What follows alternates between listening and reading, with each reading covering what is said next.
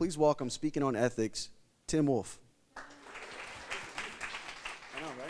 I thought we were going to do some intro music for me. I was going to do the Bruce Springsteen on my way in. Thank you. Well, thank you, everybody. Good creative morning, I guess. I'm going to have to wrap myself out. Everybody's asked me how many of these I've been to, and unfortunately, this is my first one. I know. I go to so many tech events all the time. My wife's like, "You're going to another event?" I'm like, "Yeah." And how do I not know that this one's going on? So thank you for having me in this amazing venue to break me into the Creative Mornings. So it's cool. When Yvonne asked me to speak, I was like, "Sure, no problem." And he goes, "It's in the morning." I'm a software engineer, so I stay up till 2 and 3 o'clock in the morning pretty regularly. He goes, "Yeah, 8 o'clock, you need to be there by like 7:30. I was like, "All right, okay, next." He goes, "It needs to be 20 minutes. Now, for those of you that know me, I can talk for hours. Like 20 hours is typically my first one to go. So 20 minutes to distill everything that I want to talk about is pretty difficult.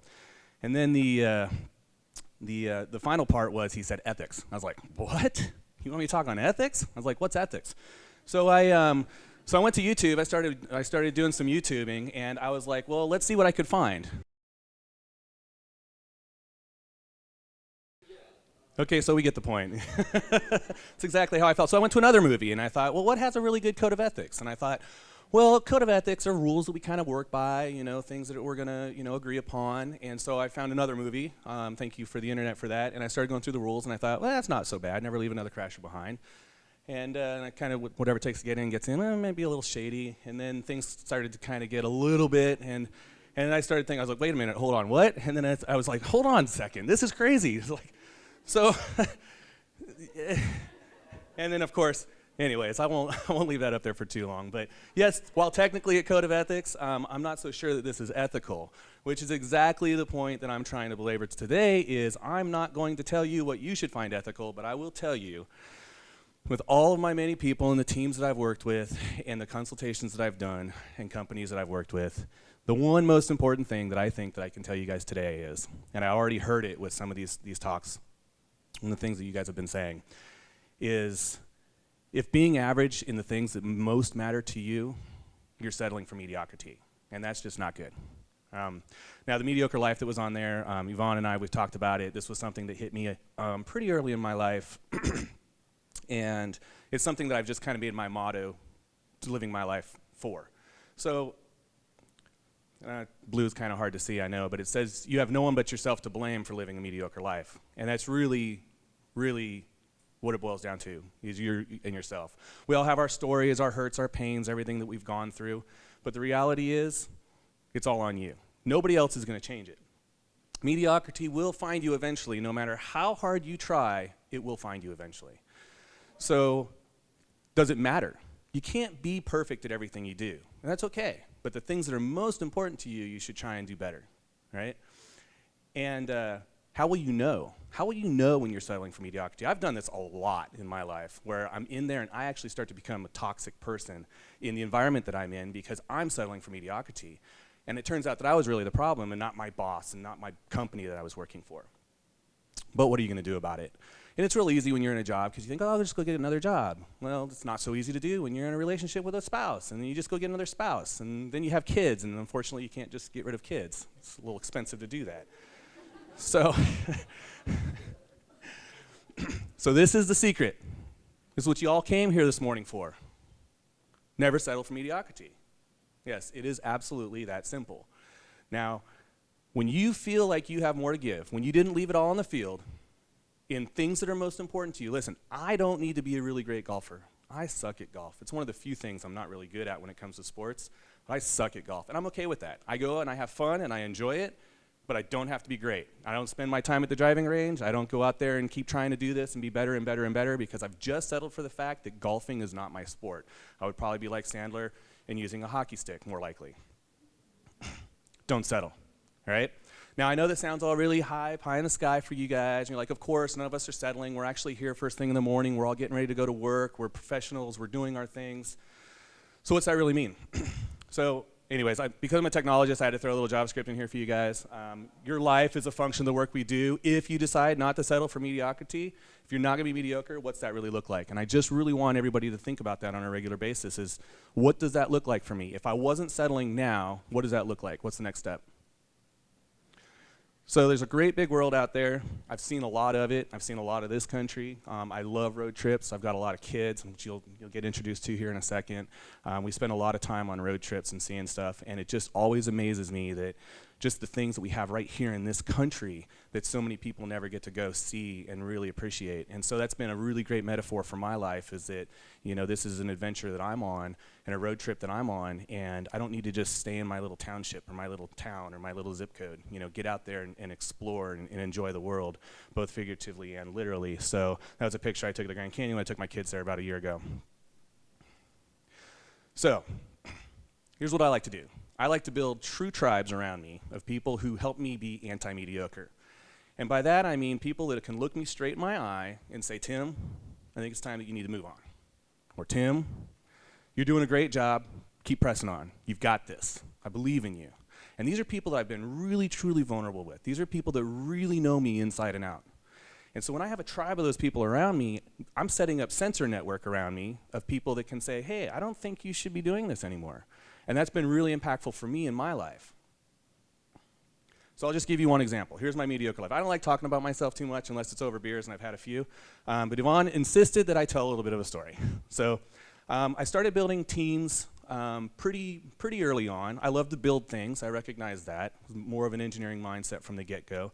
And so I built team of one. I didn't realize the team needed to be more than one person. And you can see my construction hat and my hammer. I was ready to get going. And then I joined my first team, and I learned a lot about baseball.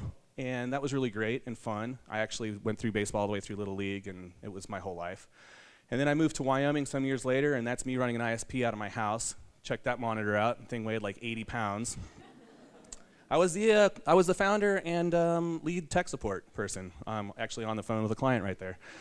But I had to get a real job because ISPs, it was kind of difficult to do. And so I joined a company some of you guys might know. They make printers. And I went through the whole HP Compaq merger. And, you know, life was just really kind of mediocre for me at that time. And I guess, I was probably like 19 in that picture, but right around 22, 23 years old, I adopted 3 boys. And yes, it was 3 boys. All at once. The 3 of them were brothers. They weren't related or anything to me, but it was a pretty impactful moment in my life. I was basically orphaning them at work because I worked about an hour and a half away, so I commuted down to Hewlett-Packard, and I was working 70, sometimes 80 hours a week, and I basically adopted the boys and then I orphaned them, which kind of sucked. So I decided to quit that job. It was easy during the merger to get out of there, and I joined the Wyoming Game and Fish Department in the state of Wyoming. Really enjoyed that. I'm an outdoor enthusiast. I love to hunt and fish and get outdoors, hike, kayak, everything. If it has to do with the outdoors, I really enjoy it. And so that was a good time. And I was able to really get the boys out of their funk and get them out to go doing some things, which was neat. Moved to Charleston, did what every Charleston guy does, right? Gets a wife. The next thing he has to do is get a boat. And then, of course, the natural progression is you get a couple kids. They all start showing up. And then have to round out the whole American dream, you know, and get a dog. So this is the other part of the family. So you guys saw the 3 boys, and they're growing up and living their life, but this was really kind of what happened in Charleston for me. And like all things, they start to grow up, and everything starts to get bigger. And I worked for a few companies here in town. I worked for Blackbaud for 6 years, was running a team inside Blackbaud for a good long time, learned a lot about people. It was really good fun. Started with a tiny little startup called Boomtown. Maybe some of you guys have heard of it. Did that for about 4 years. Director of engineering over there, led the engineering team. And then as of latest, my co-founder and I have been working on profile software for helping companies make better team decisions. So this has been kind of my Charleston life. So this is just to kind of give you guys, this is Team Wolf right here. This is my whole family now, grown up. My sons, some of them have married, and some of them had kids. The smallest ones in there are my grandkids, yes, my grandkids. So that's what happens at Christmas typically, is that all those people crammed into my house. So when I left Boomtown 2 years ago, almost 2 years ago, I wanted to figure out what I wanted to be when I grew up. Again, I kind of felt like now at this juncture in my life, I didn't want to settle for mediocrity. And I'm not in any way suggesting that Boomtown was mediocre, but I knew I needed to go do something bigger and better for me. There's something that was missing in here. And so I went on what I called my Fascinating People Tour. And what I would do is I would talk to people that I liked, and I would ask them about one person that they found fascinating that was still alive, that could tell me why they were fascinating, and could make an introduction. And it was kind of crazy because everybody had somebody. Now, I might have had to prod a little bit and ask them, but everybody had somebody. And I would have them make an intro, and I would drive, it didn't matter where. I was driving to Charlotte a couple times, and driving to Atlanta or whatever else, just to have coffee with somebody. I just wanted 30 minutes to talk to them and see what was fascinating about them. And I figured if somebody was going to stand up for them and say, this person is fascinating and this is why, I wanted to talk to them. So I have this core belief that everybody is fascinating. Some people know it and some people don't. So this is not your Mac background, by the way. This is that same road trip that I told you on my Fascinating People tour. This is Yosemite. We're up there, petrified wood forest, swimming in glacial water. Took my kids back to my first house that I lived in Southern California in LA. Took them to the beach I grew up going to, and had to take them to their first Major League Baseball game to see the Giants, go Giants, at AT&T Park. So as part of this, I met with a lot of different companies. I met with a lot of different people. I literally packed my pop-up camper and drove. We did like 9,500 miles. Took about a month to do it. And it was fascinating. And my kids will never forget it. I'll never forget it. It was a good time. So why is that important? I was building a network of people, of sensors all the way across this country. Right? I was thinking about places that I could go live and things that I could go do. I was getting out of my comfort zone. I mean, I love Charleston. I have no plans on leaving Charleston, which is crazy. This place is sticky. And I love it.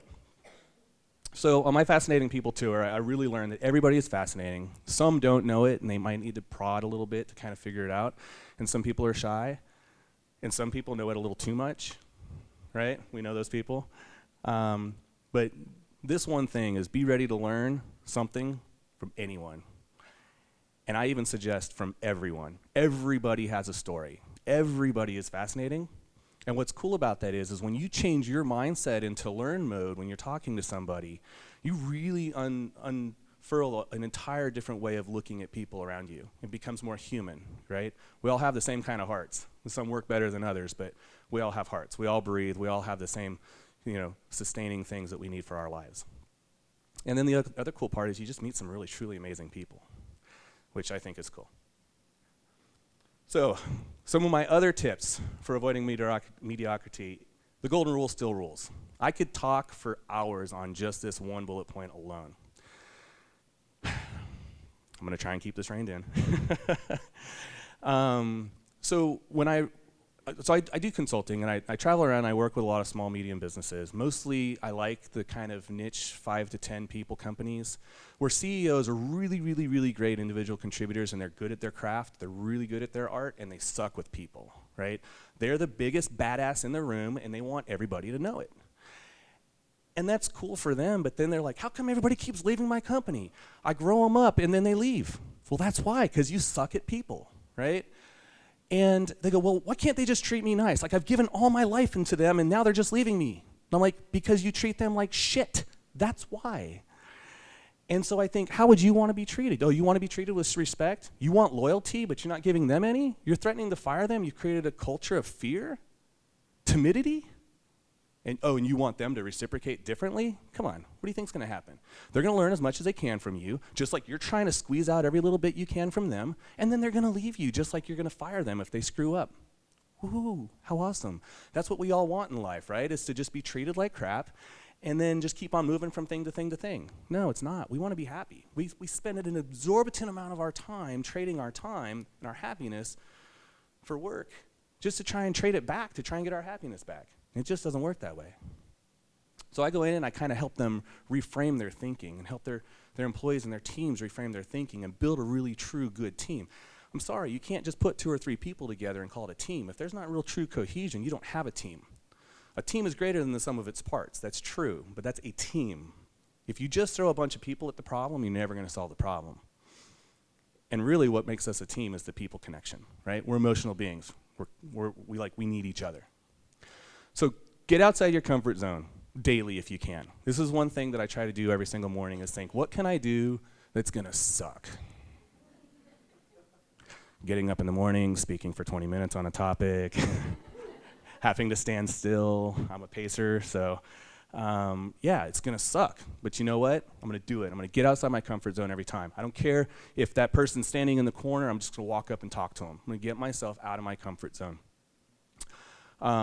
This one is so important, you guys. This next point, I can't belabor it enough either. Be vulnerable. You don't have to be perfect or have all the answers. I don't have all the answers. But I can be a truly vulnerable person, and I can admit that freely in front of a room of all you guys, because that's the only way I'm going to learn and I'm going to become better, right? And so when I'm building this sensor network of people around me, that vulnerability is what creates true community and creates a true tribe of people around me. And I know vulnerability is such this dangerous word because we feel like it's weakness, but it's not. It really is strength. It's when you're confident enough in yourself that you don't have to know it all. We're not putting this defensive thing up in front of us, because when we're putting those shells up around us and around the people around us, and we're not truly vulnerable, you're just joking yourself. Listen, nobody is going to raise the bar for your life more than you. No leader is ever going to come along and get you to do better for you. And every leader is going to hope and want to work with people who want to raise the bar for themselves, right? So if you have a bad leader, you have a bad boss, if you yourself aren't raising the bar for yourself, change your context. Don't settle. Be vulnerable. If you can't be vulnerable and you're going to go ask for help and you're going to get fired for it, you don't want to be there anyway, right?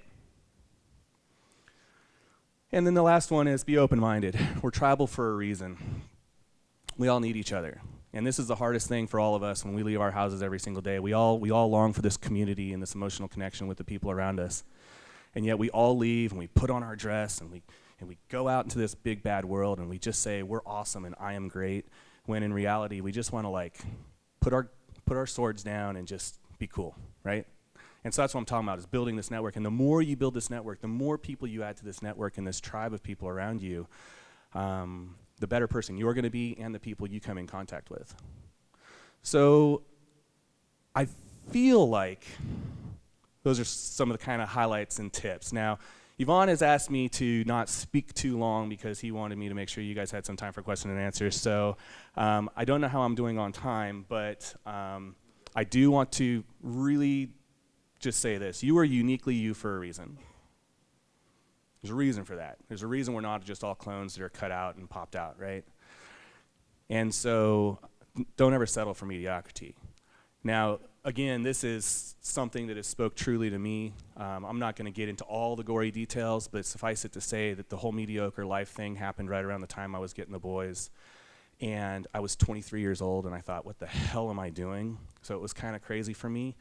And I thought, I don't have a plan, and I don't know what I'm going to do. And I said, screw it, why not? Let's just do this and figure it out. And so years later, I can't believe it, man, I've gone through 3 high school graduations and 3 driver's license tests and 3 first girlfriends and heartbreaks and 3, football teams and just on and on and on and on and on. So, but it was anything but mediocre, let me tell you. There was some times I felt like it was mediocre, but it was anything but mediocre. And, while the boys had a great opportunity to get out of their situation, they changed my life more than anything. And so that's now become really a founding principle for me as I move forward, is I'm just going to go big or go home. And I mean that. Everything I do, I'm just going to do bigger than life. And that's why the Grand Canyon was really cool for me to take my kids there and let them they cried. They were like, whoa. It's a big, beautiful world out there. So don't settle for mediocrity. In fact, that is my tattoo. I have mediocre life strapped on my arm for the rest of my life to serve as a reminder that I have nobody else but myself to blame for living a mediocre life. And that's why I get myself out and I do this stuff, Thank you. Thank you.